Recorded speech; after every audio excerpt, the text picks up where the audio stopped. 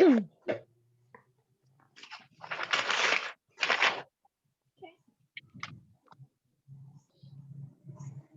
Everybody in, Wendy? No, hold on.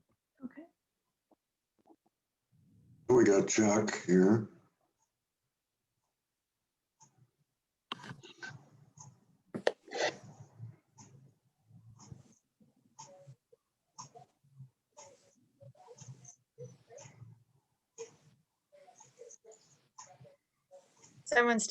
It's taking someone a while to join. She's in process. Hold on.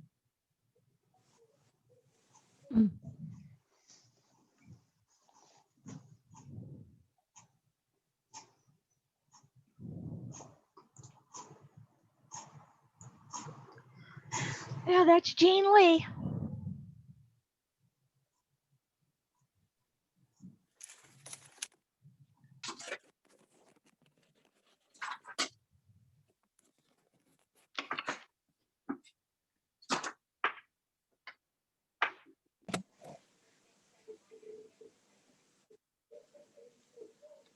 All righty. I'd like to remind everybody to please mute. Welcome, everybody. Oh, my table just moved. My name is Ellen Fishburne, and I'm the chair of the Communication and Church Support Committee of the Presbyterian of San Fernando here in California. Today is the 6th of our educational series put together by our committee. Can't hide behind not being controversial. Today's session is titled Starting the Conversation. What does the Bible say about justice? Our presenter today is Reverend John Illian, who is next to me on the screen. Can't point that the other way. I'm going to tell you just a little bit about him. I'm sure a lot of you have read probably his bio in The Wire, but in case you didn't, he grew up in Burbank, and he and his family were active in the First Presbyterian Burbank. It was there he made a commitment to follow Jesus Christ, and it was this community of faith which nurtured him for serving Christ. As young adults, he and his wife actively participated in the life of Solona Beach Presbyterian. And before going to seminary, he served as the elder for mission at that church. He returned to the First Presbyterian Burbank while under the care of this presbytery for his ordination. Prior to his retirement, he served in 4 PCUSA churches. He's now actively involved in the life of Solana Beach Presbyterian again, and is part of a team that is helping to discern how to widen the conversation in our faith community about justice. He's also a very, very part-time visitation pastor. So that's John. So before Carol gives us a brief history of her experience with Reverend Illian, let's gather together in prayer. God of mercy and justice, we come to you this evening ready to consider our role in your world and how to walk as your disciple. Thank you for this time together, for all the preparation, prayer, and scheduling that it entailed. We seek to see the stranger who is ready for a welcome, the hungry who is ready for bread, the cold and uncomfortable who are ready for warm clothes and blankets. Help us make systemic changes so that your heaven and kingdom can be seen more clearly on this earth. Help us be ready to repent, change, and rejuvenate all around us, especially ourselves.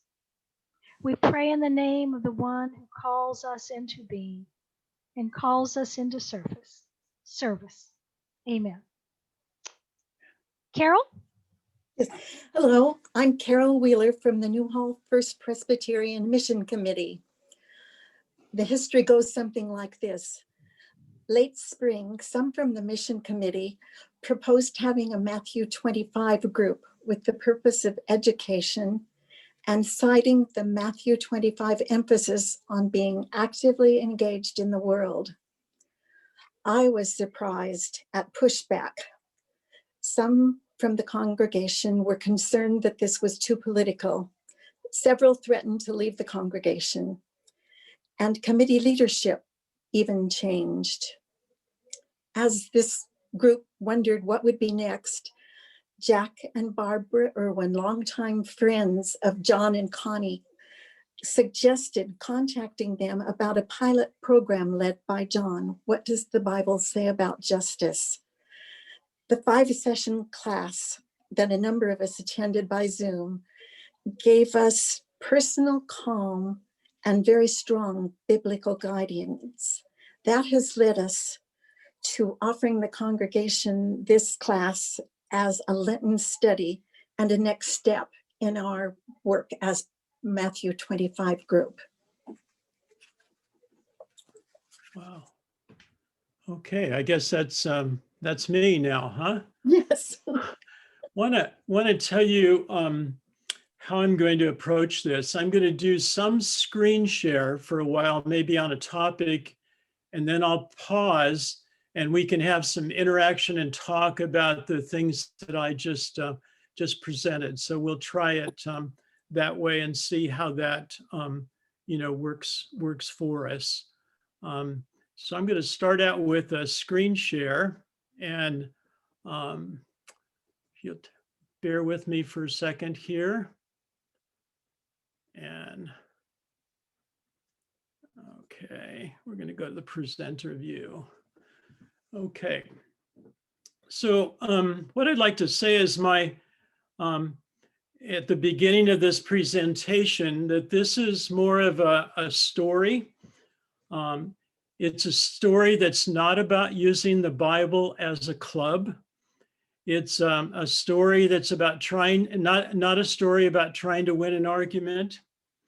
It's a retelling of some recent moments in my journey of faith and the journey of faith of some others.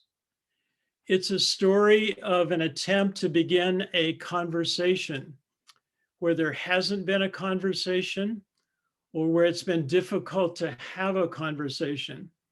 I would imagine that many of you have been in that kind of situation. This is a story that's still being written. This, to begin with, was a 5-session experience that arose out of a late fall 2019 request from a mature adult Sunday school class at Solona Beach Presbyterian Church.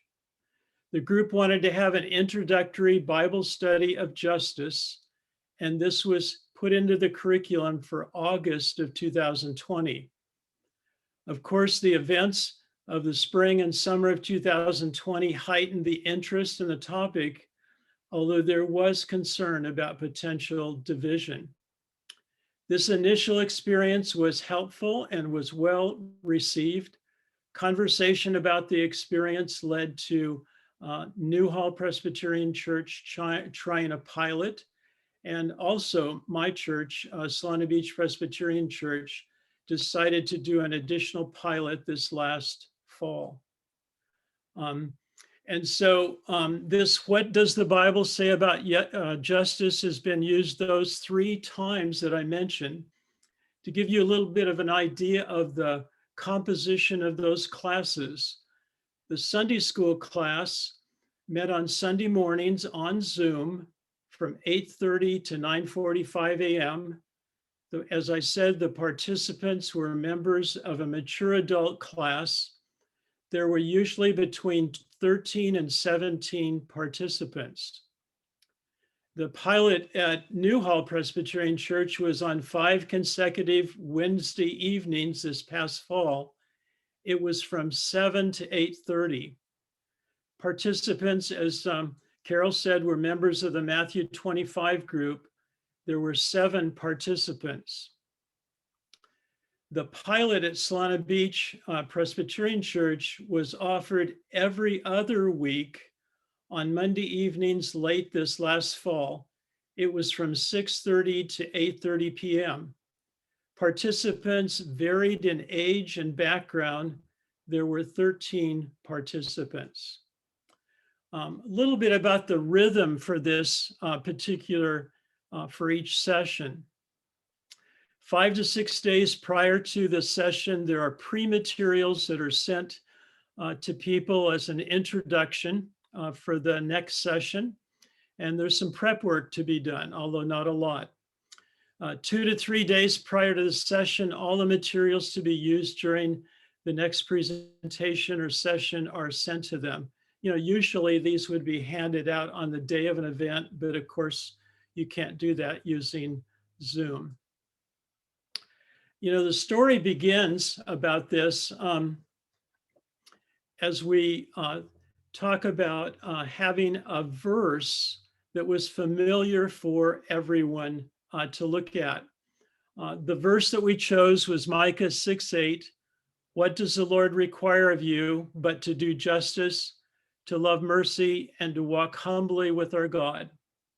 You know, our prayer was that in God's time and way, the Spirit would make doing justice, loving mercy, walking humbly with our God more a part of following Jesus, both as an individual and as the body of Christ. I would imagine that for some of you, this would be a familiar verse also in your congregation. This last spring, our senior pastor encouraged us to approach challenging conversations with what he called the 5 L's. Look at our world with faith, listen with empathy, learn with humility, lament with prayer, and love with sacrifice. As we approached our topic, we wrapped this into what we were doing. And as you might guess with this topic, those first 3 items, look, listen, and learn, were just really paramount. Now, these practices are something that we built into all of the sessions as we went through them together. Again, we took something that was familiar and we moved to build on it, just like we did with Micah 6:8. As you know, this spiritual practice, and see if some of you were gathered last month, you learned some more about lament. As some of you know, this spiritual practice was not familiar to many people, or at least not very present in our individual life, nor in our corporate life, especially here in America. Maybe you were an exception to that. But we found that at the beginning of this course, telling a story from the late spring of 2020 of a church in Portland, Oregon. Do you remember what was going on in Oregon, Portland, Oregon? The protests, the violence that occurred in Portland, Oregon. Anyway, telling the story of a church there and their discovery of don't be silent and lament has been an important part of beginning the conversation. What does the Bible say about justice?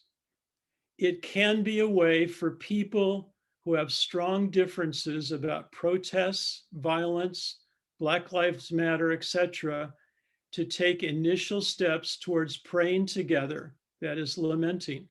You can lament about any kind of loss or complaint to God. It's important not to rush this. It's important to seek God's timing and way that fits each context. In the church that I'm a part of right now, after we did a review from our recent pilot, it was decided by the staff of the church, the leadership, that they would be more intentional about building lament into our Lenten series that's coming up. That's in the preaching and worship, and also in the small group studies. We have small groups that follow the lessons of the Sunday morning worship service. So that again was another thing that we pulled through there. I want to give you an overview of the session. So we're kind of taking a high altitude look. The first and second sessions are an introduction to what does the Bible say about justice. I'm having trouble advancing this here for some reason. There we go. Session 3 is what is your motivation for doing justice? Generous justice discovering the grace-justice connection. And it's the first time that we have something called Starting the Conversation, Part 1. We'll share a little bit more about that later. Session 4, it goes into what is systematic injustice. Are there examples in the Bible? What is the role of compassion? And another, starting the conversation. Session 5, this is in our 6-session format. Session 5 is, what are some steps towards doing justice that are in the Bible? It talks about don't be silent, lament with prayer, but it asks the question, is this enough? It talks about being compassionate and what is the role of compassion, but is compassion enough? Session 5 begins to speak the truth in power and gives biblical examples of that. And it has that a 5th L, loving with sacrifice. And it has another, starting the conversation part to it. Session 6, and the last one in our 6-session format, is one where ahead of time people have decided, made some decisions about what the Bible has said about justice and what that means for them and for us, and what are some of those next steps. So again, the overview looks like this.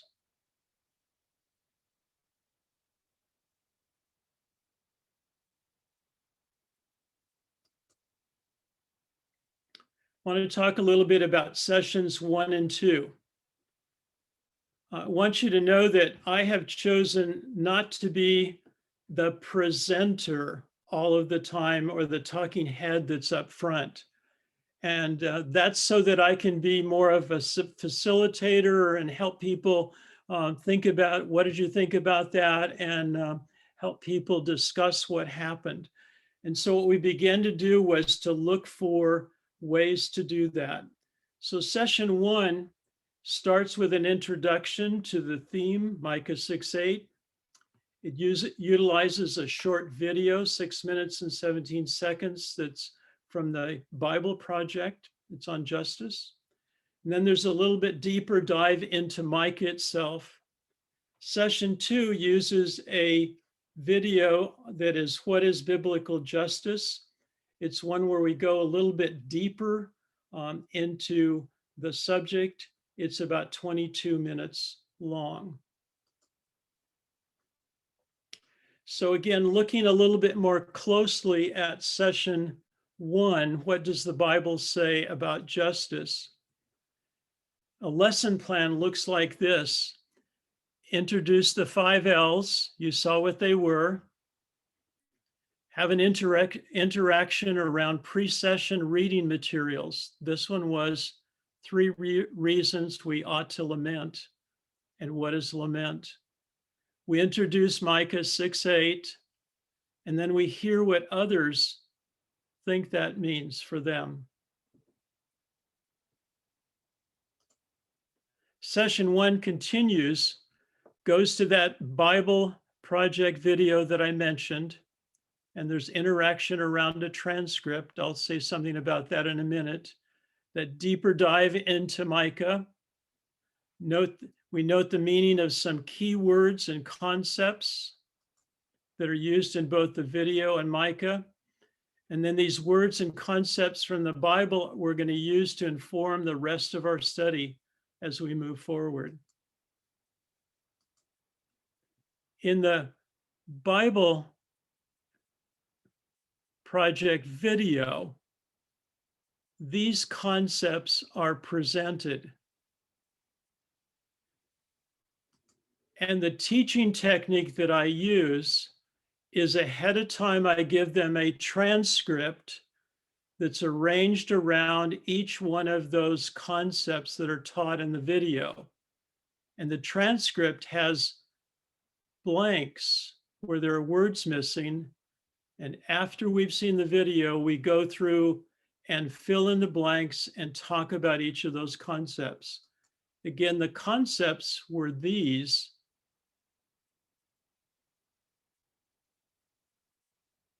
And I've shown you one example and a second example of how that transcript looks. And of course, part of what we start to do is begin to fill in some biblical references that relate to these concepts. You know, one thing about this is you begin to build up a vocabulary. And for example, you began to see, in case you hadn't really noticed, that the word oppression is one that's used in the Bible quite often. When we're finished, this is an example of one of the things that people have. They have a definition of different phrases and words. And again, these are helpful to build on as we go forward.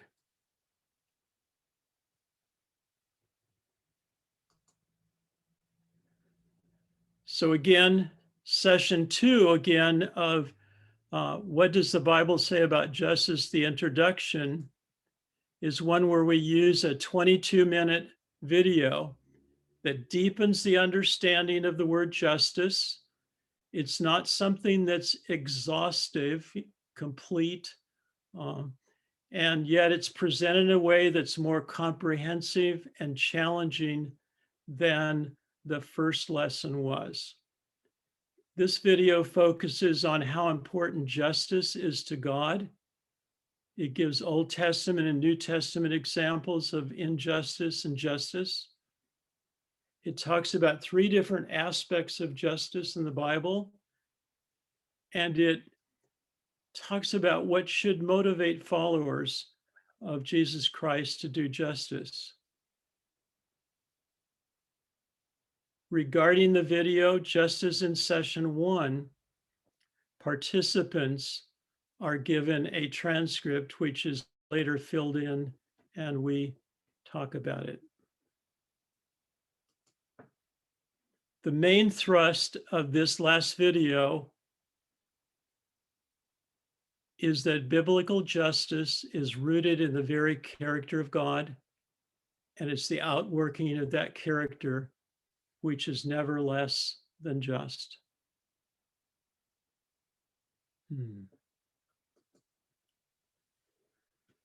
Let's stop for a moment. And does anybody have an observation or a question? Something that's different about this, I think, than some of the things I've seen is starting with a biblical foundation that's not like a club, but it's a discovery process. And so the focus of everybody is on what did the Bible say about justice? It's not on what is your thought or my thought about justice. And so far, in small group settings, that has been productive. It's been helpful. It could, and these resources were chosen to fit the groups that, that I was relating to. So the Bible Project video on justice, the church in Solana Beach had used those before, so it was a familiar resource. And so that was a good resource for them. I don't know if you know the author and pastor Tim Keller. He's Presbyterian. He's more maybe conservative than PCUSA is, but he's reformed in his thinking. He has a long history of writing about racism and leading his church in that regards. And so he was a good fit for us. It could be that you could write a curriculum for your church or your setting that would take the same principles, have something very introductory, and then something that goes deeper. It could be that you'd have a key verse, like we chose Micah 6:8, It could be that you'd choose a different verse that was familiar in your congregation to build on. And for the relational things, again, chose something that was familiar in our congregation, those 5 L's. And so we began to bring them forward in those settings, and it works. It could be that in your congregation, you would choose something else that really helped to focus on relationships, especially helping with difficult conversations. Any questions or comments or, yeah, go ahead, Ruth. I think this is a great group of people for you to speak about your process and your nicely organized materials. And I'm so grateful, and for all of us, that Wendy's recording this so that if anyone wanted to show this to anyone at their church or their groups or who knows, it's right here. And thirdly, I'd like to say that that session 3 was a grabber, John. It's a grabber. Okay, thank you. Yeah. And again, keep in mind, the process goes forward. So towards the end, I'll tell you the evaluation that we did in our church after the last pilot. And we have 4 things that we're doing going forward. I already mentioned one of them, and this starting with the practice of lament, building that into the congregation. And one reason for that was not just this pilot, it was the recognition that in our communities right now, there's a lot of mental health issues. You know, you've probably seen that yourself. And so they thought that building that spiritual practice of lament corporately and individually into the congregation would be what God wanted to have happen right now. Mm-hmm. Okay, so let's see here. I'm going to go. John, I'd like to interject here that the Presbyterian Women's Bible Study for this year is called Into the Light, and the sole focus of that study is lament. Wow. Now, she wrote it probably 2 or 3 years ago, given the Presbyterian women's process for doing their Bible studies. It's very thorough, but it fits like a hand in a glove for our current context. It really does.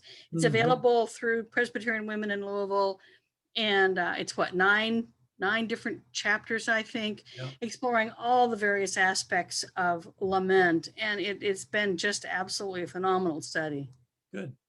So there is a Holy Spirit, right? There is indeed. Yeah, just incredible. And if you look at some of the articles that are coming out, lots of different churches have been trying to implement the use of the spiritual practice of lament. It just really is something we need at this time, very, very much so. Okay, so I'm going to go on to the question. Go ahead, Judy. I just wondered if you could just briefly say, what do you see as the value or the outcome of lament? Why is it important? For me, and what are we lamenting? What are we lamenting? You know, yeah. our So lack of justice. I don't know. Are any of you complainers? you ever complain? I mean, you know, the biblical pattern of lament is one that cries out to God and then complains and then boldly asks God for what you'd like to see God do.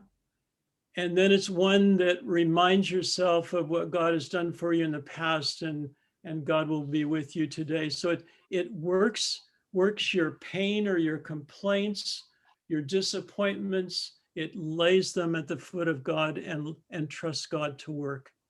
And I'm involved in the caring ministries part of it at church. I mean, I had one group of people a week ago. That's what we did. Just the whole group. You know, it was what they needed to turn that pain and the complaints over to somebody else. Mary, you'll have to mute yourself. Oh, I thought I had. Yeah. I'm sorry, but I do lament quite a bit. Uh-huh. And it's about my body. I say, please, why have I this body with some things that I'm not going to go into? And then I get it all out, and I just really say, please, just, help me understand and get through all of this. So yeah, it does help, because we're all by ourselves here with this pandemic, and sometimes it helps to just scream and say, and just tell God that there's something wrong, and help me get through it. Yep. Okay, let's go on. I'm going to screen share again. Okay, Wendy. Just real quick, I wanted to follow up with Judith Carter. If you did not attend last month's series, this series that we had, it was actually all on lament. And those are available in various ways. So I can make sure that you get that information.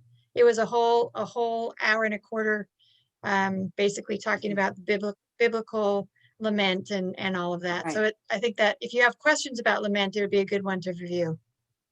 Good. Okay, I'm going to go on to the next one and do a screen share again. Okay.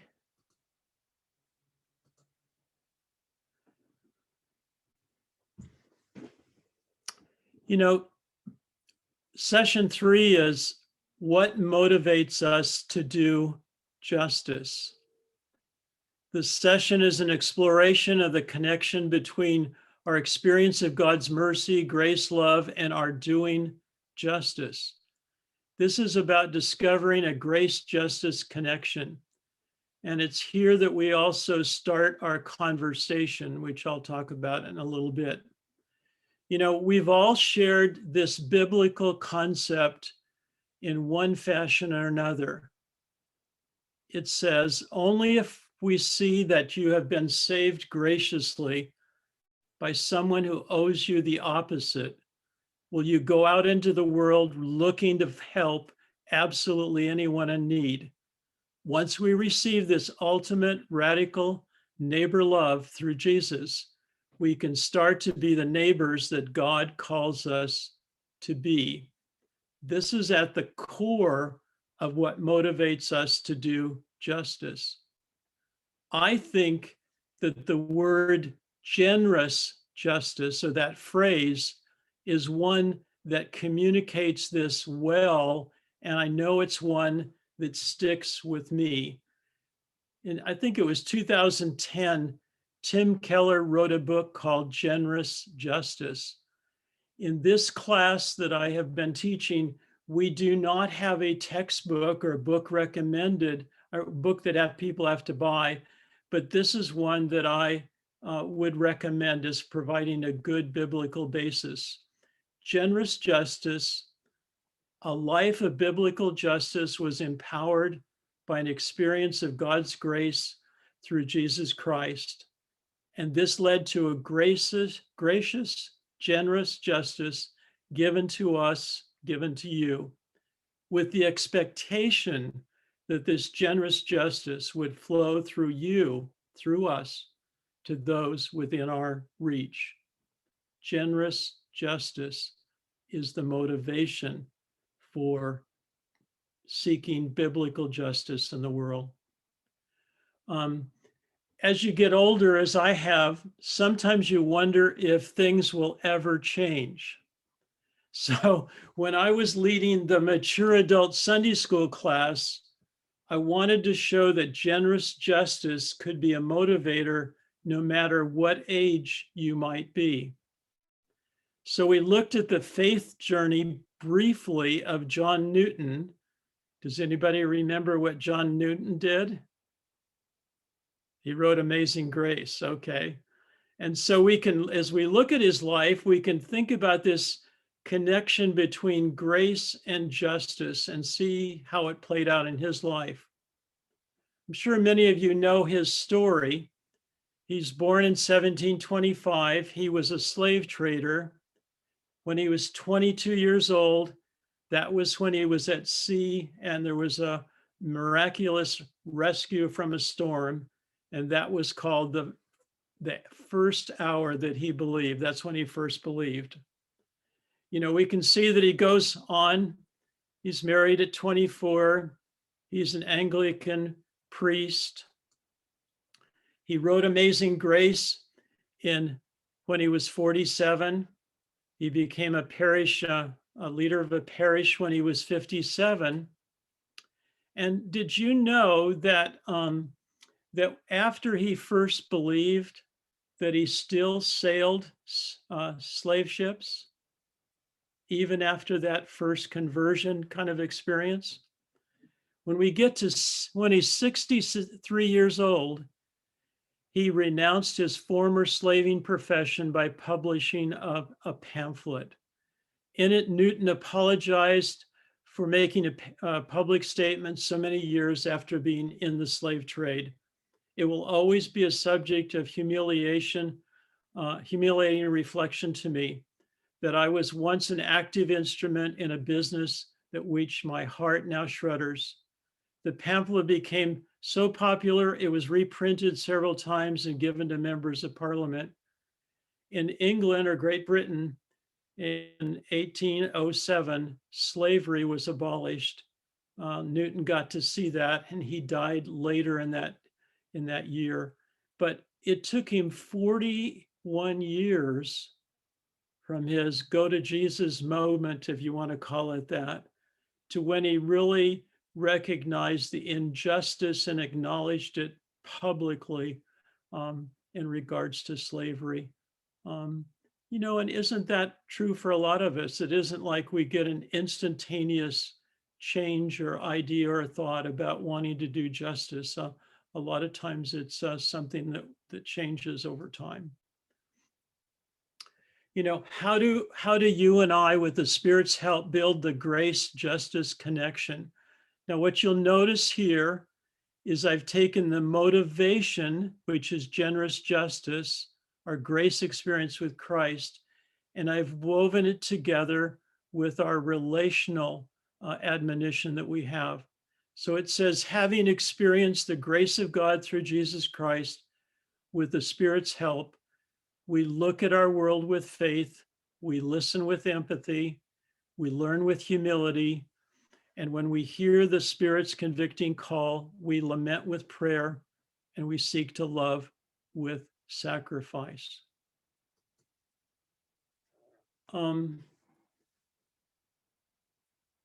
As I've gone through this, I've realized in a deeper way that it's our experience with Jesus Christ and the grace that he shows us that is the motivator in my life for, in this case, wanting to do justice.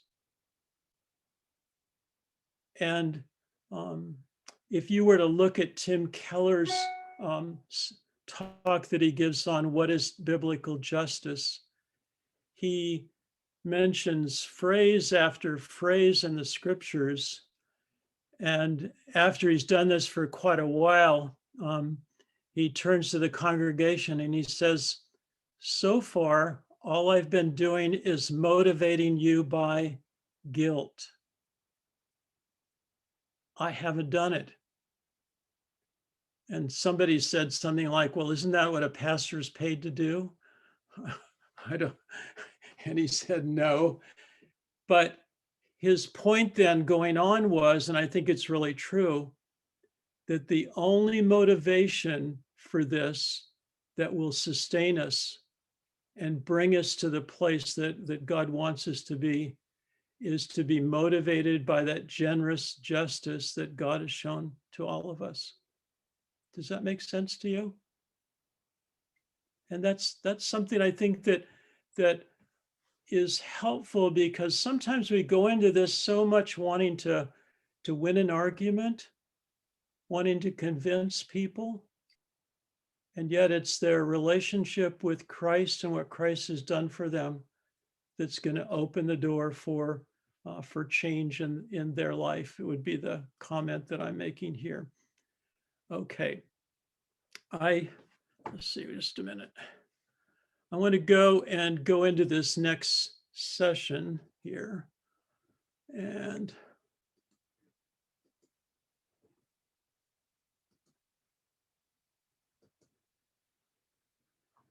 I want to talk a little bit about this section that we put into some of our sessions called Starting a Conversation.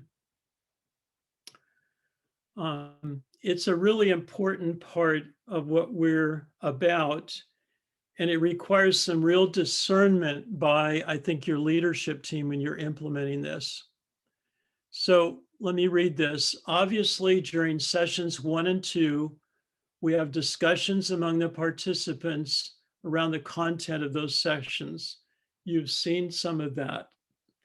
In the ones that I've done so far, even at my church, I've been the primary facilitator and presenter, although there's some other team members that do small parts. That's been intentional on the team's part. In sessions 3 and 4 and 5 in a 6-session format, we are more intentional about our participants' interaction with people of color. We've looked prayerfully at our congregation and where we are, and we've made decisions about who will be doing what during this introductory time. Our hope is there's going to be more series that build on what we're doing in this, but this is where we are now. So what we've done during these later sessions is dependent upon who signed up to be a participant and/or who among the regular participants in our fellowship are available and willing to share their journey as it relates to our desire to do justice. In session 1, we use a video called Uncomfortable Conversations with a Black Man Seen Color. It's put together by a former NFL football player, who's an African American, and it has a family, Chip and Joanna Gaines, TV hosts of Fixer Upper, that are there with their kids. It's an easy look at a conversation that I think is very, very effective. This was suggested to me by another pastor friend of mine, that there's a series of episodes, I think 8 or so, that are called Uncomfortable Conversations with a Black Man. We decided that this was a good first conversation piece. We play it, then we talk about it afterwards, and we tie it in with the topics of the morning or the session. In session 4, we use, in this section, we use either a video, another one of Uncomfortable Conversations with a Black Man, or we do an interview with a person of color. At Solana Beach, our pastor Juan Daniel Espidia interviewed Gary Thornton, who's an African American, who's a administrator at one of our schools in the school district. And some of the interview questions are related to the focus in this section, which is on systemic injustice. In session 5, in a 6-session format, we've used another interview with Gary during this time. So I want to stop for a minute. Okay, does anyone have any questions about this section that I've just completed, about starting a conversation?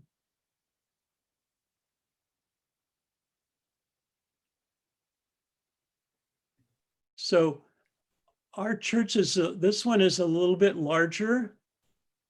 So Pastor Juan Daniel is the leader of this team of 4, of which I'm a part.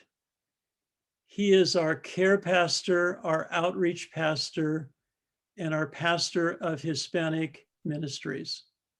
We have a Hispanic congregation at church. And so Juan Daniel has affirmed our approach in this introductory one where the old white guy is the upfront presenter to begin with, and that we gradually bring in people of color. That's that seemed to fit, and it's worked very well. Gary works really, really well with this. And as we go on, Gary will have more and more of a prominent place in the life of this ministry, and I'll fade a little bit to the background. So you hear the discernment. Every church needs to discern what that looks like for you. And you don't do that it wasn't just me. You heard that, right? You know, it was the team with the pastor who's the head of the team discerning that, and the lead pastor at church, the senior pastor, was in agreement with what we did. A sensitive topic, but somebody else, Mark? John, can I ask a question? Where in this curriculum did you sense, or maybe you didn't have it all, but where were the biggest challenges? Were there particular sessions that you got pushback on, and what does that pushback look like?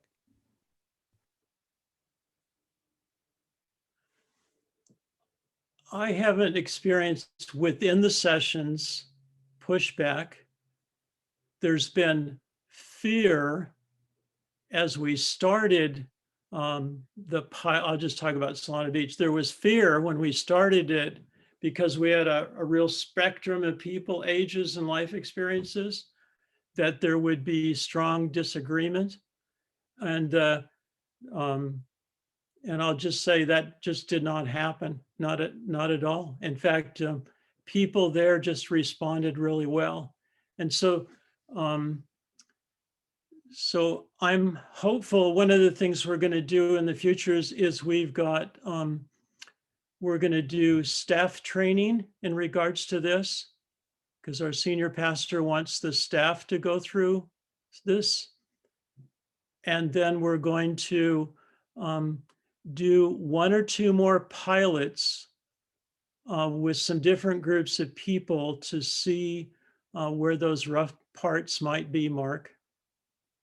I think Carol could talk to you more about your question and what they were receiving pushback on. There, if I understood right, a lot of their pushback was even about, do we dare do something like this? And so she could talk to you about how they address that. But that's, if my understanding of that there was people were afraid that this was going to be something that would cause the church to back a particular movement like Black Lives Matter. So there was more fear up front than during the class itself. So pray for me. I don't know what's going to happen going forward. Yeah. Are you also planning a focus group or a test pilot where people who don't know each other are part of Just the a group? minute. My wife is trying to use this and she might sign me out. Just a second. Connie, you can't use Zoom. You're going to knock me off. You can't use Zoom. Oh, it says you are. Okay.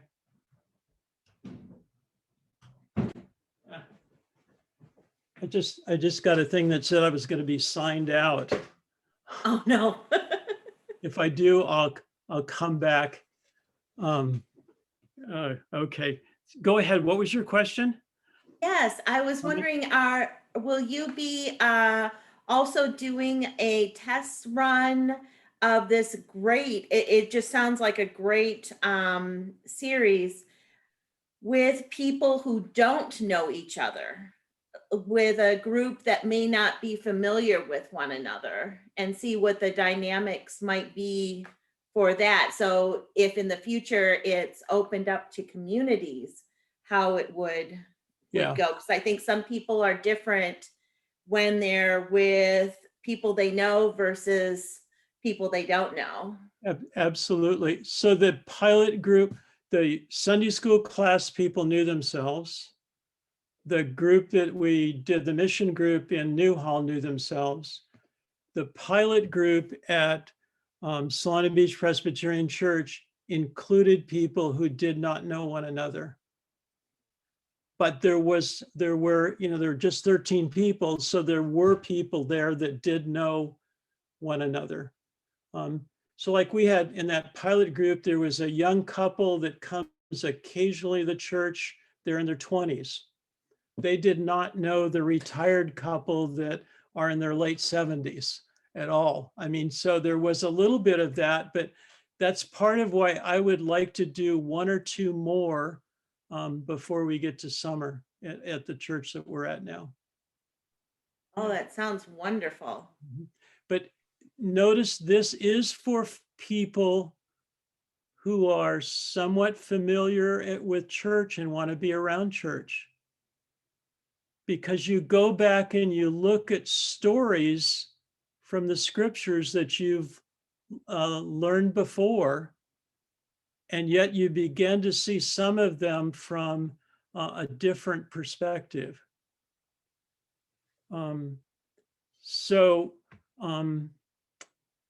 Yeah. Anybody else want to say something? Okay.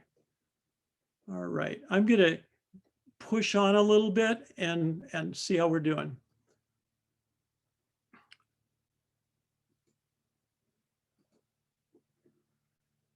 So session 4 is what is systemic justice? Notice we're all the way to the 4th session, in this case out of 6, before we really start to tackle a topic that might be more of a challenge.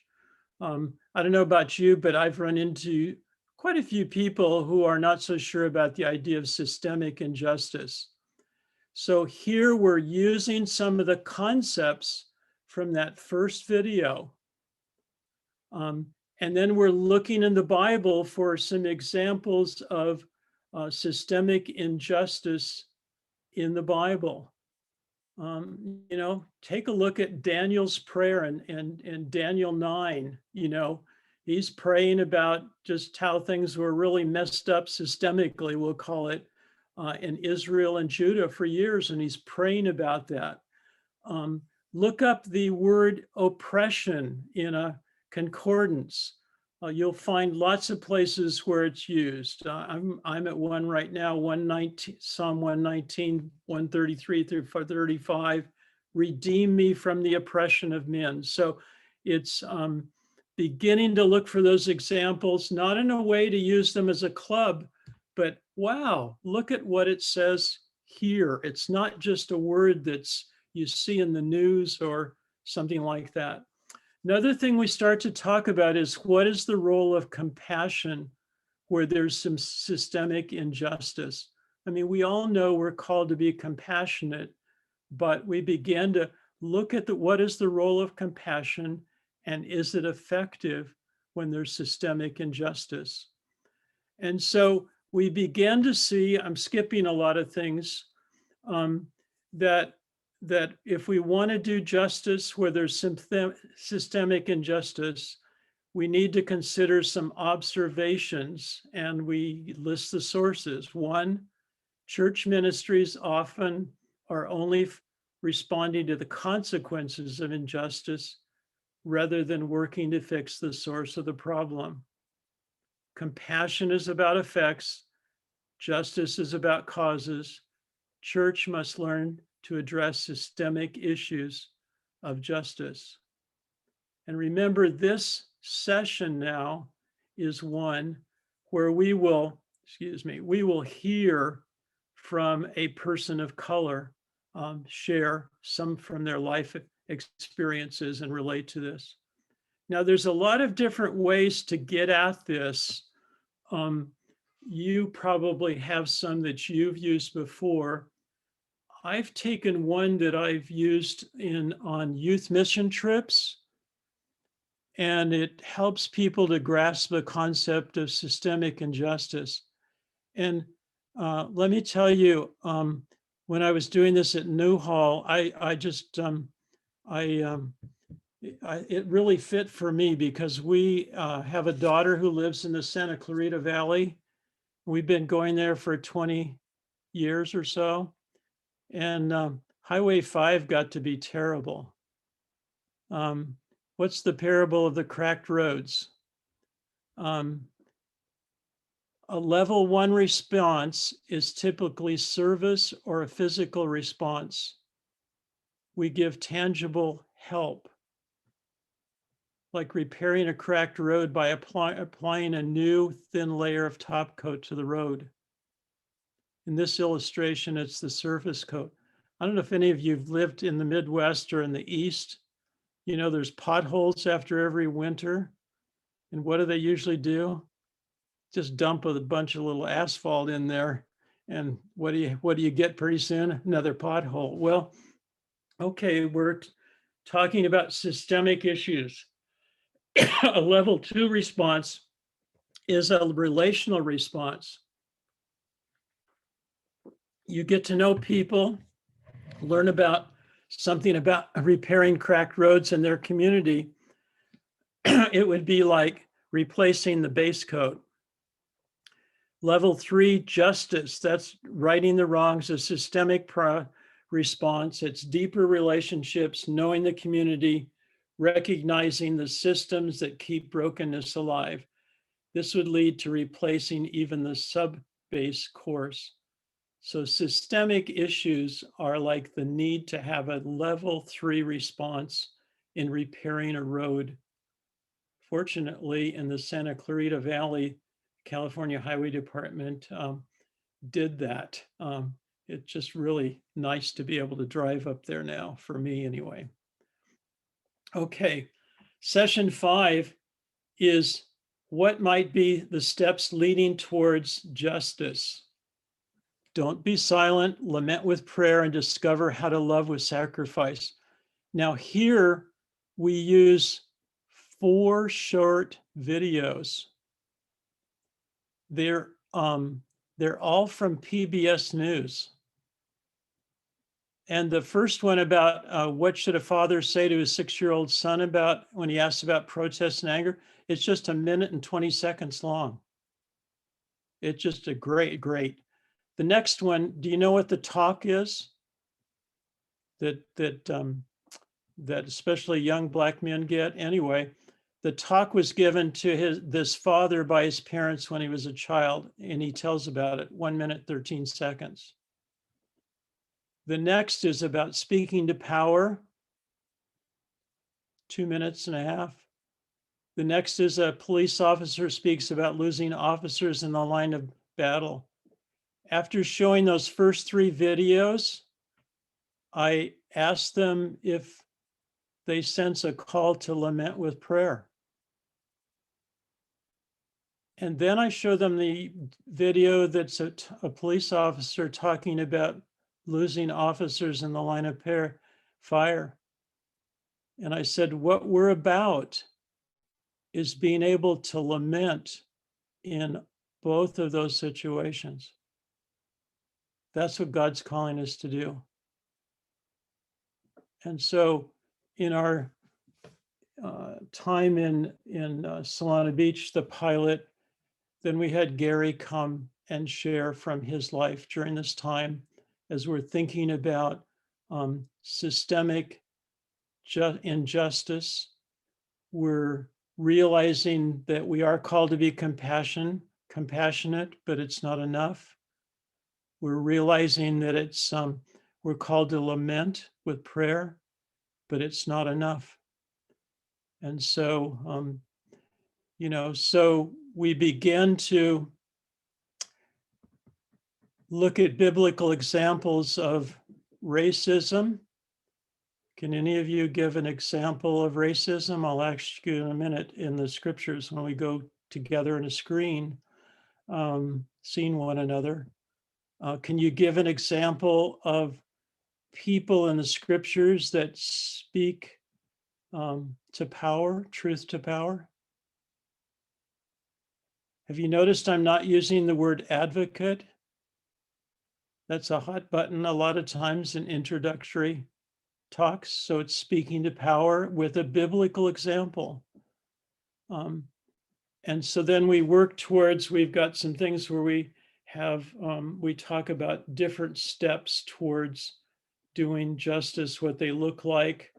There's even a world vision study that gives you steps. It's a study that's in 2 Samuel about speaking the truth to power. And we look briefly at that if we have time.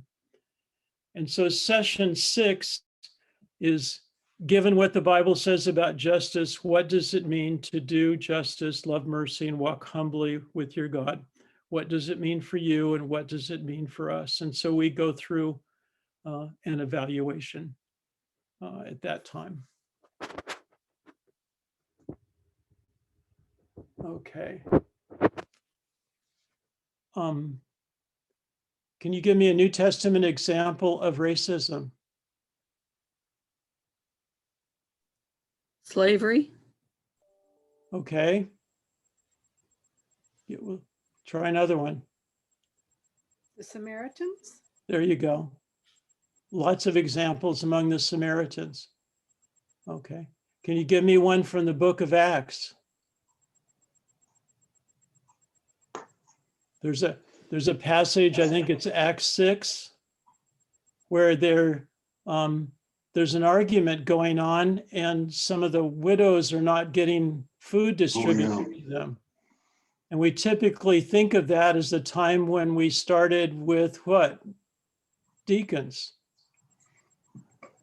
But the group that wasn't being served were Greek in background, Greek Jews. Those that were serving themselves and their own were Hebraic Jews in the congregation. So there was this, like this. And the outcome was some of the deacons that were appointed were Greek in background, and they were allowed to go and distribute food to their widows that were there. So again, just trying to get you to start to think about, there are examples of this in the scriptures, and it's bringing the light to that. What's an Old Testament example of somebody speaking to the truth to power? Daniel. Daniel, okay. Many of Even the dogs get to eat the crumbs under the table.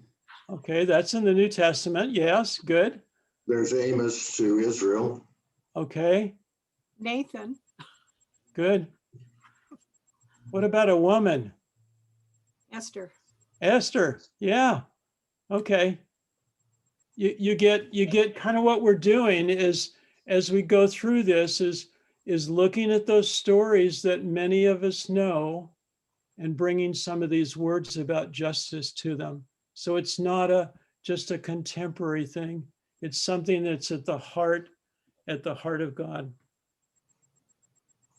How are we doing? Okay.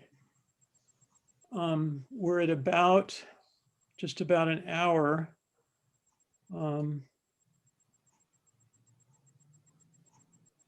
You have a couple more minutes if you. Okay.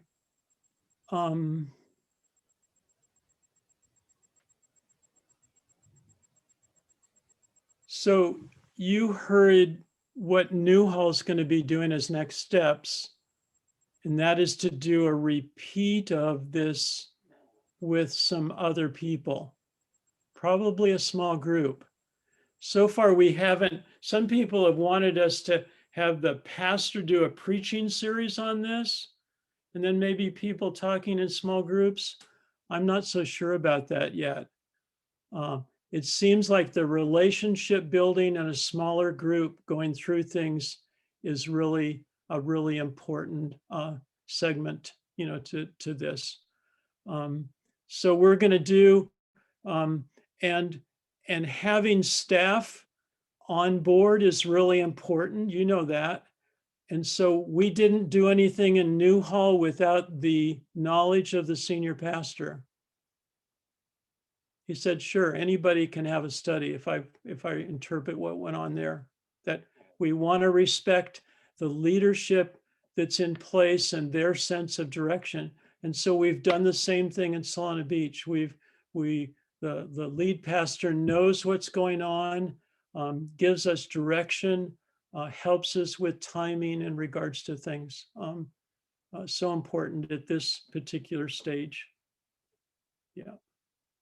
Okay. I want to show you a video.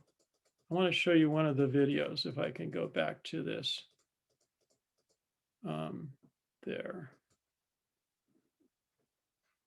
Let's see. So you get a sense of some of what is out there.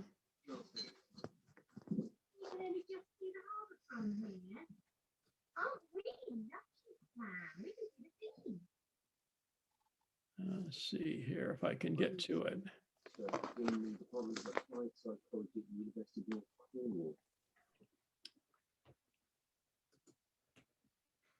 Okay, I'm going to do a screen share, and I'm going to show you the Bible Project video that we used to build some concepts.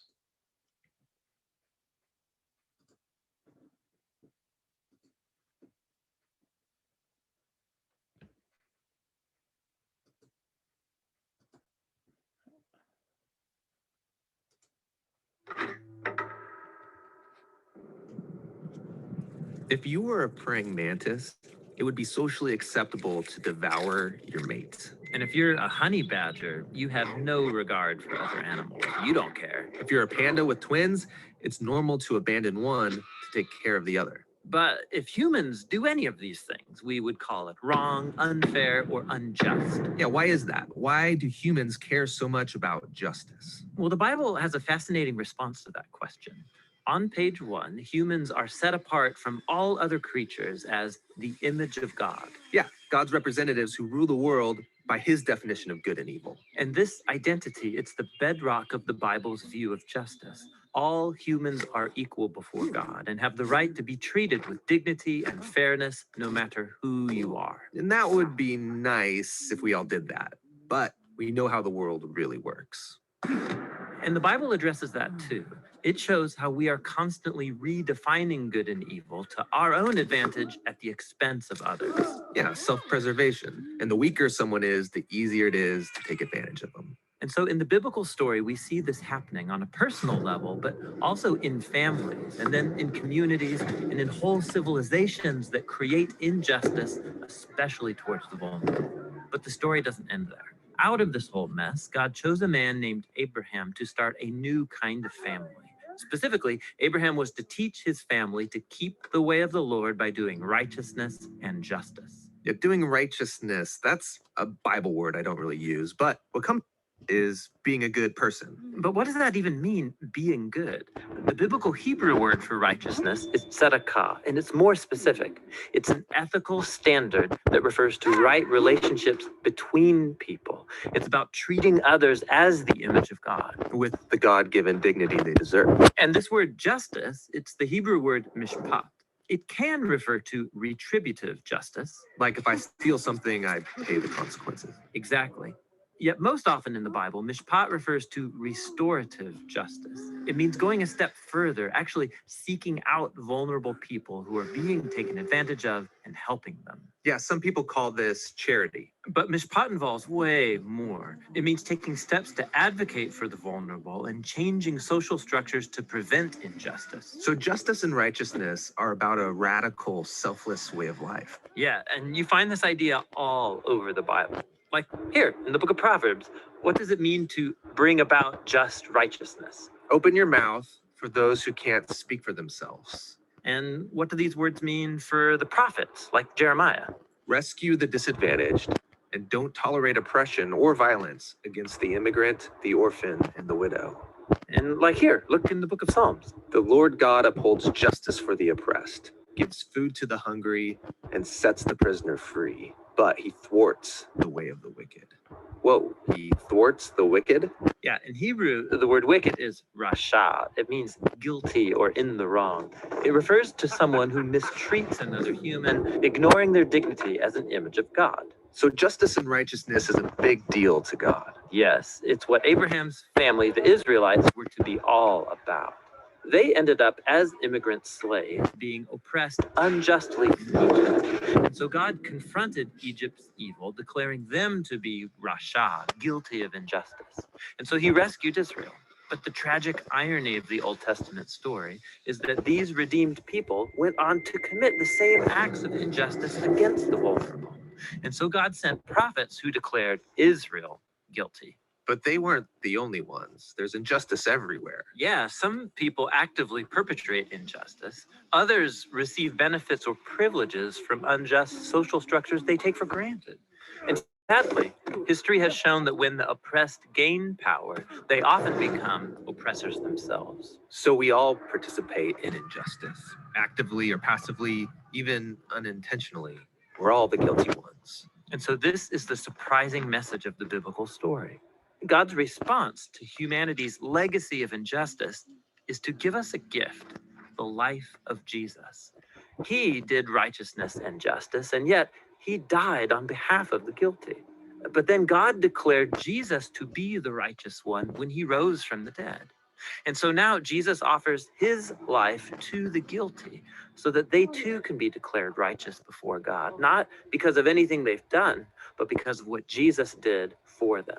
The earliest followers of Jesus experienced this righteousness from God, not just as a new status, but as a power that changed their lives and compelled them to act in surprising new ways. Yeah, if God declared someone righteous when they didn't deserve it, the only reasonable response is to go and seek righteousness and justice for others. This is a radical way of life, and it's not always convenient or easy. It's courageously making other people's problems my problems. This is what Jesus meant by loving your neighbor as yourself. It's about a lifetime commitment fueled by the words of the ancient prophet Micah. God has told you, humans, what is good, and what the Lord requires of you is to do justice, to love mercy, and to walk humbly with your God.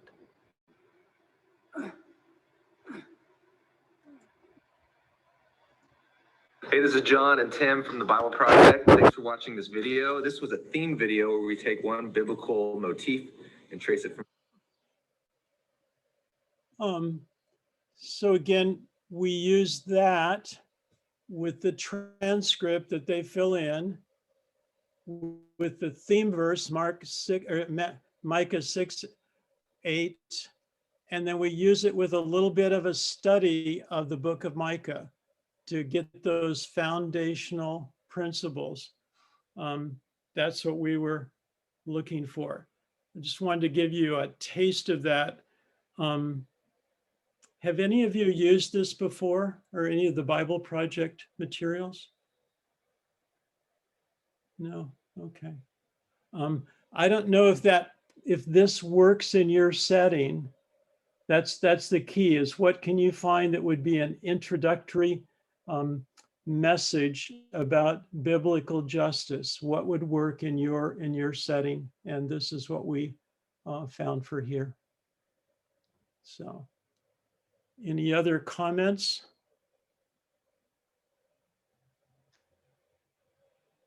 Okay, I think we've Okay. just about run out of time. Yeah. John, are you good? Any other comments or? We're good. We're good. My comment is only that thank you very much. It was really interesting and powerful, and people can learn a lot from it. Thank you, Mary. Very good. Well, thank you, John, and thank you. Thank A you, silent Carol. clap. Thank you, John. There you go. All right. And thank all of you for joining us tonight. We will have another session in March, and keep lookout in the wire to see what that will be. So, any questions or anything? Otherwise, I'm going to say good night to everybody. And Good thank you night. again, John. Thank Yeah. you. Thank you again Thank all for you. showing. Thanks, John. Bye. Thank you, John, for Bye. doing these. Yeah. Everybody, good night. Good night. Good night, everyone. Good night. Good night, Wendy. Good night, Carol. Good night, Reverend Illian. And thank you again, John. It was great. Appreciate it. Good. Thank you. Yeah. See you all. Okay.